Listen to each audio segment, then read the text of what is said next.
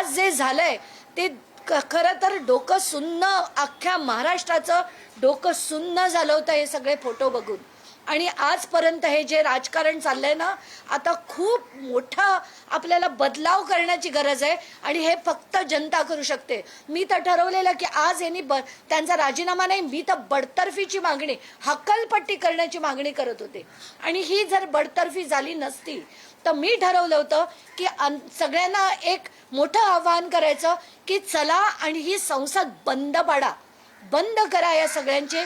कारण ही आपण म्हटलेली आपल्या मनातली लोकशाही नाही. जालन्यात जी घटना घडली 4-5 दिवसापूर्वी, एक केदार बोराडे नावाचा, कैलाश बोराडे नावाचा जो व्यक्ती आहे, त्याला सगळेजण बघ्याची भूमिका घेत आहेत.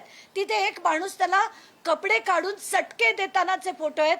आत्ता मी मिलिंद नार्वेकरांशी बोलले, ठाकरे गटाच्या पदाधिकाऱ्यांनी ते केलंय, त्याला त्या पदावरनं काढून टाका असं मी म्हणणार आहे. एवढंच नाही तर आता याच्या पुढे कुठेही असं कृत्य घडलं तर त्या प्रत्येक कृत्यावर मी त्या पक्षाच्या अध्यक्षांना फोन करून सांगणार आहे की त्यांना ताबडतोब पक्षातनं बडतर्फ करा.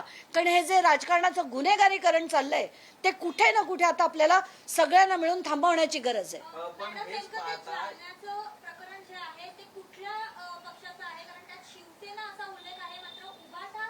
त्याच्या ठाकरे गटाचा FIR मध्ये सरळ लिहिलेलं आहे की ठाकरे गटाचा पदाधिकारी आहे तो, आणि त्याच्यावरच्या FIR ची कॉपी सुद्धा मी आता तुम्हा सगळ्या माध्यमांना देते.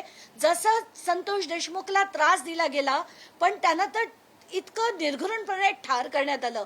या माणसाला चटके दिलेत आणि कसे दिलेत ते तुम्ही तो व्हिडिओ बघितलात तर डोक्याला शहारे येतील, सुन्न होईल डोकं. तर हे जे सगळं चाललंय ना ते आता बास करा.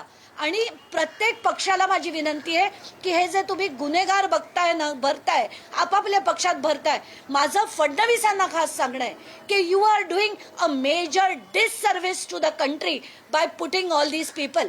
हे तुम्ही एक मोठं डिससर्व्हिस करता आपल्या राष्ट्राबरोबर अशा लोकांना राजकारणात आणून.